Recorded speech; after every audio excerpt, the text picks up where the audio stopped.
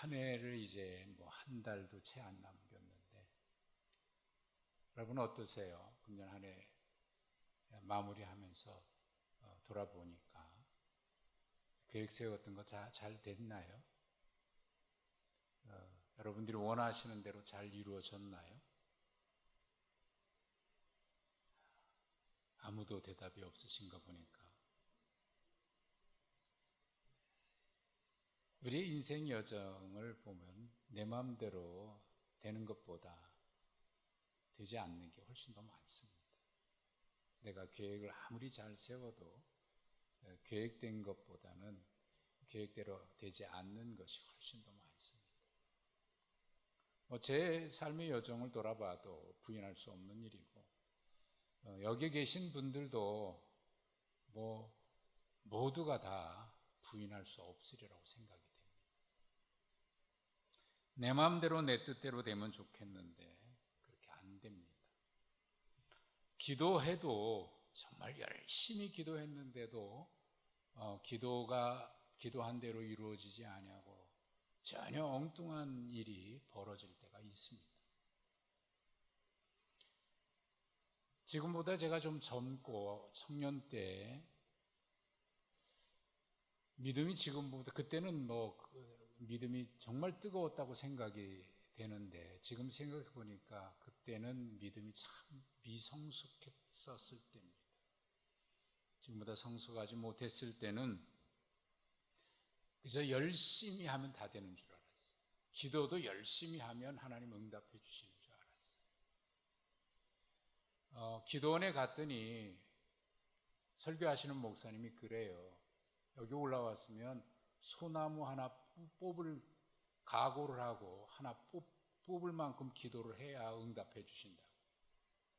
그래서 밤새도록 뿌리 뽑으려고 그랬는데요, 안 되더라고요. 지난주에 말씀을 나눴습니다만 예레미야 33장 3절 말씀, 간절히 부르짖으면 하나님 응답하신다, 그 말씀을요, 하나님은 응답하실 때까지 포기하지 말고 기도하라. 그래야 하나님 응답하신다. 그래서 그렇게 기도도 해봤습니다. 야곱이 야복강가에서 밤새도록 씨름할 때 축복하지 않으면 내가 놓지 않겠습니다, 그런 마음으로 하나님 바짓가랭이 잡고 늘어지듯이 그렇게 때를 쓰고 물고 늘어지면 하나님은 응답해 주시는 줄 알았어요. 물론 그렇게 해서 기도 훈련이 됐다고 생각이 되기는 합니다만, 하나님이 그래야만 응답해 주시는 하나님인 것처럼 인격이 없는 우상이신 그런 신처럼 그렇게 설교하는 것은 잘못된 것이죠. 성경을 그렇게 해석하는 것은 잘못된 해석입니다. 하나님은 우리가 원하면 그냥 때를 쓰고 해야 응답해 주시는 그런 하나님은 아니죠. 아버지이신, 사랑이 많으신 하나님이 그런 하나님은 아닌 거죠. 저도 한때는 그런 줄 알았는데 깨달았습니다. 때때로 하나님께서는 우리가 간절히 원하면 하나님이 기뻐하시지 않는 뜻임에도 불구하고 들어주실 때가 있습니다. 그것을 우리는 응답이라고 얘기하면 안 돼요. 하나님은 그렇게 원치 않는데도 허락해 주실 때가 있습니다. 예를 든다면 이스라엘 백성들이 사무엘 사사 시대 때에 이스라엘 백성들이 사무엘을 찾아가서 우리도 다른 나라처럼, 다른 나라 보니까 다 왕이 있는데 우리는 왜 왕이 없습니까? 우리도 좀 다른 나라와 똑같이 왕을 세워달라고 그렇게 막 때를 썼어요. 지금으로 말하면 마치 데모하듯이. 사무엘 선지자가 이건 아닌데 섭섭하기도 하고 그 마음도 좀 상했는데 하나님께서 사무엘 선지자에게 이렇게 말씀하셔요. 들어줘라. 들어줘라. 저들이 너를 버리는 것이 아니라 나를 버리려고 그러는구나. 그러나 허락해줘라. 그렇게 해서 허락해 주셨어요. 그 응답이라고 얘기할 수 없지요. 하나님이 원하셨던 것은 그 일을 통해서 인간이 자기 욕심대로 그렇게 요구하고 하는 것이 하나님의 뜻과는 잘못된 것이고 그것이 결코 바르지 못하다는 사실을 그들이 스스로 깨우치기를 원하셨던 겁니다. 왕을 세우는 것, 왕을 세우자고 하는 그 요구 자체가 잘못된 것은 아니지만 하나님의 뜻과는 상관없이 왕을 세우면 우리가 원하는 대로 들어줄 거라고 생각하는 그런 시도, 그렇게 해서 내가 하고 싶은 대로 하려고 하는 그것이 잘못이지요. 누구나 실수할 수 있고 실패할 수도 있습니다만은, 그러나 그런 이들을 통해서 깨우치지 못한다면, 깨닫지 못한다면 그것이 어리석은 겁니다. 그것은 개인의 인생도 그렇고 역사에도 역시 마찬가지입니다. 오늘 바울 사도가 빌립보 교회에 보낸 편지에서 6절에 보면 이런 말을 고백합니다. 너희 안에 착한 일을 시작하신 이가 그리스도 예수의 날까지 이루실 것을 우리는 확신한다라고 얘기합니다. 사실 어순의 언어마다 약간 어순의 차이가 있어서 우리 언어의 특징이긴 합니다만은, 여기 우리는 확신한다라고 하는 이 말이 우리 성경에는 맨 뒤에가 있습니다만은 원어에는 이것이 맨 앞에 와서 강조하고 있어요. 지난번에 선물로 성경 500독 대행진의 선물로 나눠드렸던 새 한글 성경에는 이게 원어에 있는 그 어순을 최대한 따라서 해서 강조하는 것이 좀 명확하게 드러나는데, 그 성경을 읽어드리면 이렇습니다. 나는 바로 이것을 굳게 믿고 있습니다. 이게 제일 먼저 와 있어요. 강조하고 있는 거예요. 무엇을 믿고 있냐? 바로 이것을. 그 일이 뭐냐면 곧 여러분 가운데서 선한 일을 시작하신 분이 끝 마무리도 하실 것을요, 그리스도 예수의 날까지 말입니다. 이렇게 돼 있습니다. 명확하게 강조하는 것이 뭐예요? 그러니까 바울 사도는 복음을 전하는 이 일, 그리고 자신뿐만 아니라 이 일에 함께하고 있는 빌립보 교회가 함께하고 있는 이 복음 전하는 일이 하나님께서 시작하신 일이기 때문에 반드시 그분께서 이루어 가실 것을 확실하게 믿고 있다. 그 얘기를 지금 강조하고 있는 거예요. 그 하나님을 신뢰하고. 근데 사실 이렇게 얘기하고 있지만 바울 사도가 이 편지를 써서 보낼 때 바울은 감옥에 갇혀 있습니다. 어찌 보면 복음을 전하다가 하나님이 원하셨던 그 일을 하다가 감옥에 갇혀 있으니까 실패했다고 볼 수가 있잖아요. 빌립보에서 귀신에 사로잡혀서 인간다운 삶을 살지 못하는 한 여인을 바울 사도가 그 여인을 고쳐줍니다. 귀신을 내쫓아서 올바르게 살아가도록 고쳐줍니다. 얼마나 좋은 일입니까? 그런데 그런 여인을 통해서 돈벌이 하는 사람들이 권력자들과 결탁해서 바울 사도를 잡아다가 매우 심하게 매질을 하고 감옥에 가둬놓습니다. 그리고 바울 사도가 로마 시민권을 가지고 있다는 사실을 나중에 알게 돼서 조용히 풀어주고 떠나게 합니다. 그래서 어쩔 수 없이 거기서 더 이상 머물 수가 없어서 떠나왔습니다. 그리고 나서 복음을 전하다가 또다시 감옥에 갇혀 있는 겁니다. 그래서 이 빌립보서는 에베소서, 빌립보서, 골로새서, 빌레몬서와 함께 감옥에 갇혀서 있을 때에서 보낸 서신이라고 해서 옥중서신이라고 하거든요. 이번에 감옥에서는요, 그 1장 뒤편에 나옵니다마는 바울이 지금 이번에 감옥에 갇혔을 때는 살아나갈지 아니면 감옥에서 죽게 될는지 그걸 불확실한 가운데 있어요. 절망의 상황입니다. 지금까지의 일들을 돌아보면 낙심할 수도 있고 하나님께 원망할 수도 있어요. 아니 주님, 내가 주님이 나를 그렇게 부르셔서 그 일을 하게 하셨고 그 일을 하고 있는데 왜 나에게 이런 어려움이 있느냐고 원망도 할 수 있고 불평도 할 수 있을 거예요. 그런데 지금 바울 사도는 이 서신 오늘 읽었던 말씀에도 보면은 감사한다, 기뻐한다, 찬송한다, 온통 감사와 기쁨과 찬양으로 가득합니다. 내가 너희를 생각할 때마다 나의 하나님께 감사한다. 간구할 때마다 너희 무리를 위하여 기쁨으로 항상 간구한다. 너희가 첫날부터 이제까지 복음을 위한 일에 참여하고 있기 때문이다. 감사, 기쁨, 찬양. 사실 감옥에서 지금 불확실하잖아요. 그의 미래가. 죽을지 살지 모르는 그런 불확실한, 불투명한 미래입니다. 그런데도 바울 사도는 하나님께서 시작하신 이 일은 반드시 이루어질 거라고 이렇게 확신하고 있어요.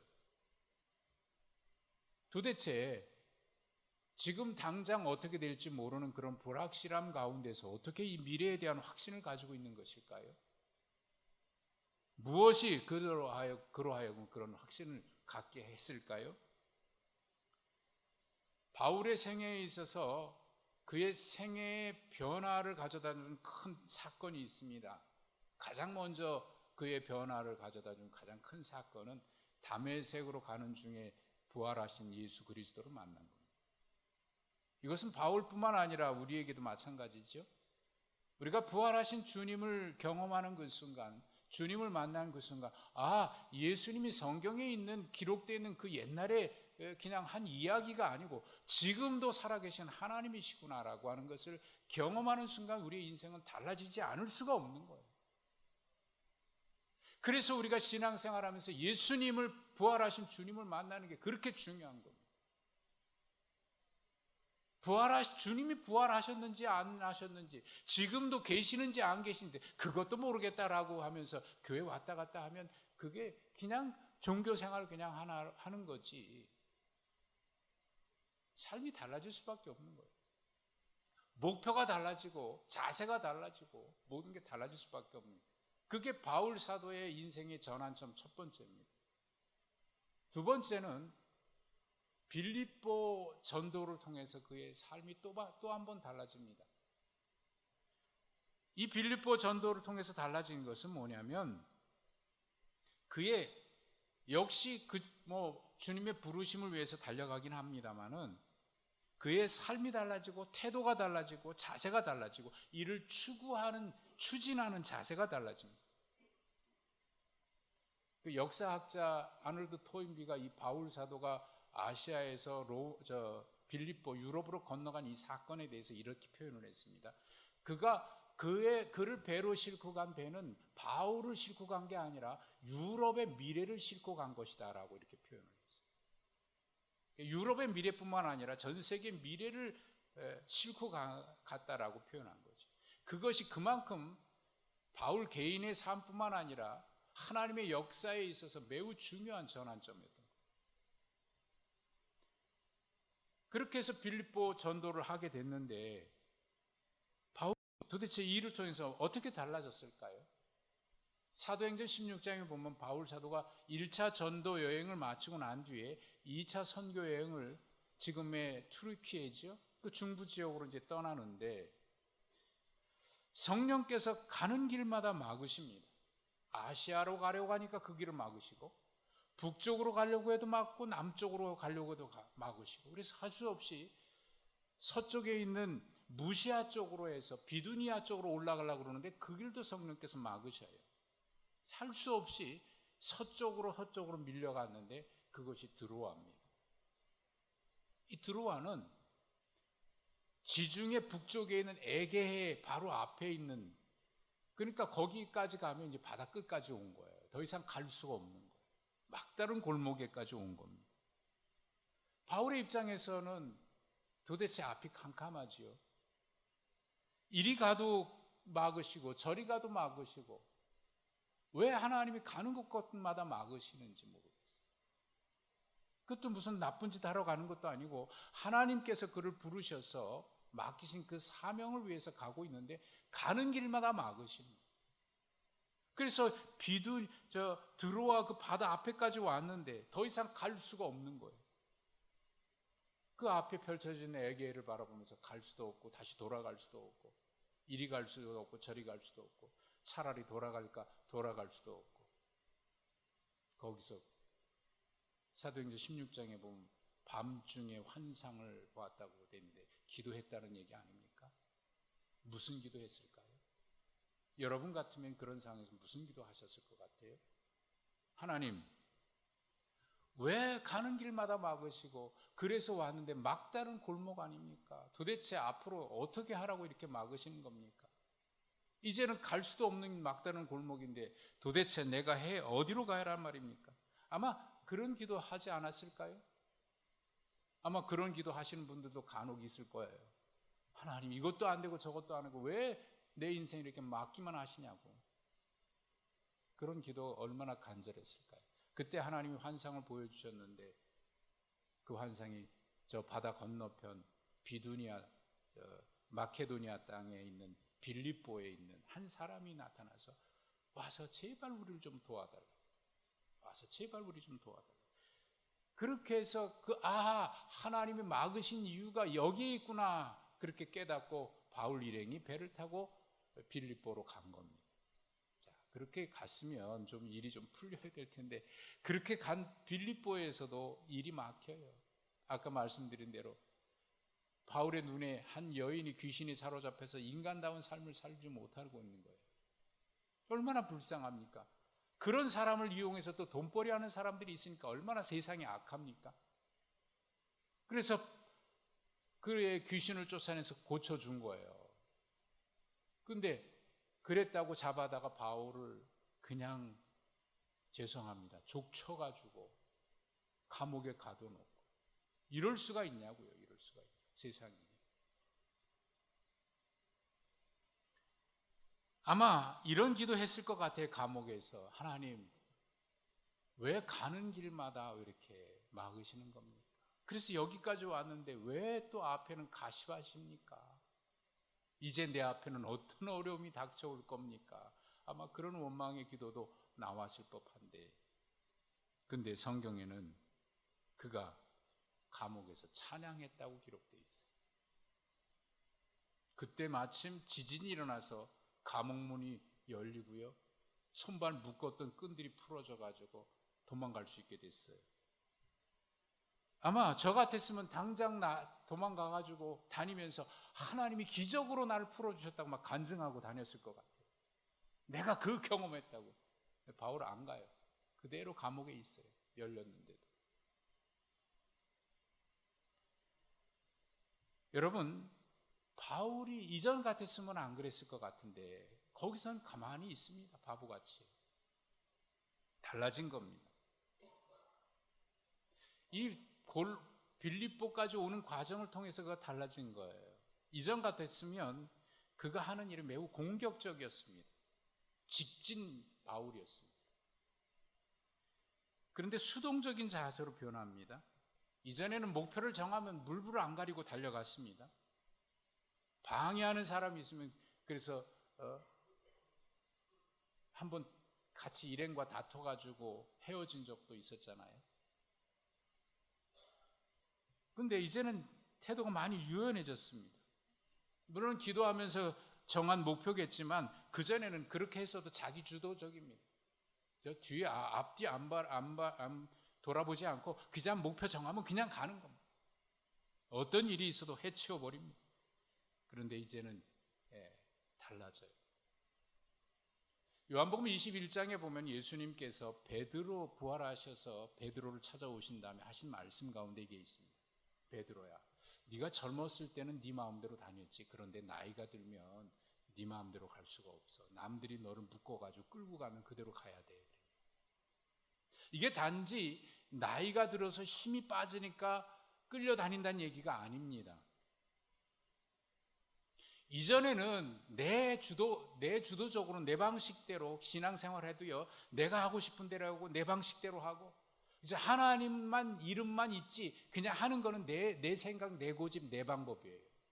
그런데 늙어서는 남이 끈 대로 가는 게 그게 늙어서가 아니라 이게 성장하고 나면 이제는 성령이 이끄시는 대로 가는 거다. 그 말씀 그대로 바울도 이렇게 역시 달라진 거예요. 이전과 달라져요. 사도행전 20장에 보면 에베소의 그 장로들을 초청해서 마지막 고별 설교를 할 때 그런 부탁을 해요. 내가 이 교회를 주님과 주의 말씀에 부탁하고 떠나가노라. 아니, 장로들을 불러놓고 그들에게 얘기하는데 당신들에게 맡긴다라고 얘기하지 않고 주님과 주의 말씀에 의탁하고 떠나간다. 분명한 겁니다. 주님이 하시는 거고 주의 말씀으로 이끌어가는 것이 사람이 주도해서 가는 게 아니라는 걸 그는 깨달은 겁니다.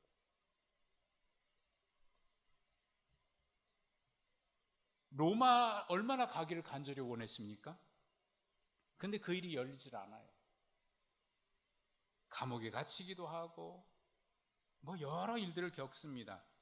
그럼에도 불구하고 그는 조급해하거나 이거 안 되겠다 하고 나서지 아니하고 하나님의 때를 신뢰하면서 기다리는 사람이 됩니다. 이 빌립보 전도로 가는 그 과정을 통해서 바울이 많이 달라진 겁니다. 왜 하나님이 나를 부르신 대로 복음을 위해서 가는데 왜 성령께서 막으실까? 이 충격적인 일이거든요. 그런데도 그거 깨달은 거예요. 아하, 내 생각하고 하나님의 생각은 같지가 않구나. 내 계획과 하나님의 계획이 같지가 않구나. 여러분, 젊었을 때는 내가 계획 세우고 내가 생각하는 게 최선일 거라고 생각하고 그게 이루어져야 될 거라고 생각하는데 해보십시오. 우리 젊은이들 한번 해보세요. 아닌 거예요. 왜 하나님이 막으실까? 내가 이거 하고 싶은데 왜 막으시냐 말이죠. 근데 하나님이 막으실 때는 이유가 있는 겁니다. 내가 생각할 때는 이게 가장 중요하고 이게 이 방법이 최선인데 하나님이 생각할 때는 아닌 거예요. 그게 더 중요한 게 아니라 그 다음이 있는 거예요. 그래서 하나님이 막으시는 거예요. 여러분, 하나님은 우리의 모든 인생을 다 알고 계시는 하나님 아니십니까? 그러니 우리보다 더 멀리 보시고 우리에게 가장 좋은 것이 무엇인지 가장 잘 아시는 분이 하나님이시죠. 내가 미련해서 못 보는 거지 하나님이 막으실 때는 이래도 막으시고 또 막으시고 또 막으시고 바울에 계속 막으시고 결국 하나님이 원하시는 길로 가도록 해요. 그것을 통해서 바울 사도는 깨달은 거예요. 그러다 보니까 감옥문이 열렸는데도 나가지 않고 그대로 그 자리에 머물러 있습니다. 그때 간수가 그걸 보고 바울에게 어찌하면 우리가 구원을 받겠냐고 해서 너와 내 집이 구원을 받으려면 예수를 믿으라. 그래서 빌립보 교회가 그런 사람들을 통해서 세워지지 않습니까? 오늘 6절에 있는 이 바울의 고백은 바로 그런 과정을 통해서 그가 깨달은 거예요. 나는 바로 이것을 굳게 믿고 있습니다. 곧 여러분 가운데서 선한 일을 시작하신 분이 끝마무리도 하실 것을 나는 믿습니다. 그리스도 예수의 날까지 말입니다. 예, 그걸 통해서 깨달은 거예요. 그리고 바울 빌립보 교회에게 그 다음에 하고 싶은 이야기는 2장 12절과 14절에 기록되어 있습니다. 여러분 2장 12절부터 말씀을 보십시오. 그러므로 나의 사랑하는 자들은 너희가 나 있을 때뿐 아니라 더욱 지금 나 없을 때에도, 지금 바울이 감옥에 갇혀서 갈 수가 없잖아요. 그럼에도 불구하고 항상 복종하여 두렵고 떨림으로 너희 구원을 이루라 라고 얘기하면서 너희 안에서 행하시는 이는 아까 6절에 있는 말씀과 거의 같은 표현이죠. 하나님이시니 자기의 기쁘신 뜻을 위하여 너에게 소원을 두고 행하게 하시나니 모든 일을 원망과 시비가 없이 하라. 하나님이 시작하셨으면 하나님이 이루실 것이다. 그러니 원망하지 말고 불평하지 말고 다투지 말고 왜 내 방대로 안 되냐고, 왜 내 방식대로 하지 못하게 하느냐고 시비하고 다투지 말고 두렵고 떨림으로 복종하여 하나님의 뜻을 이루라. 이 이야기를 하고 있습니다. 여러분, 이게 신앙뿐만 아니라 우리 하는 모든 일도 역시 그렇습니다.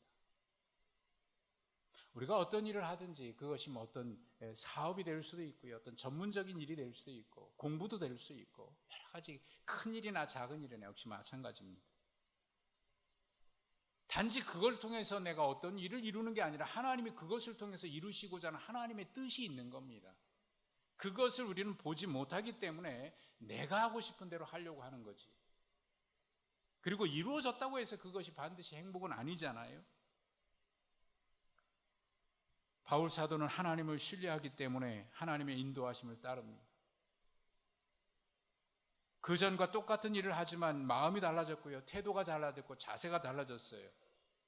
상황이 어떠하든지 하나님이 이루실 것을 믿고 하나님의 인도하심에 온전히 두렵고 떨림으로 복종합니다. 원망이나 심이나 다툼이 없이 그저 겸손하게 말이죠. 그런 기도, 바울의 기도는 9절 이하에 이런 기도로 바뀝니다. 내가 기도하노라 너희 사랑을 지식과 모든 총명으로 점점 더 풍성하게 하사. 사랑을 지식과 총명으로 더 풍성해지기를.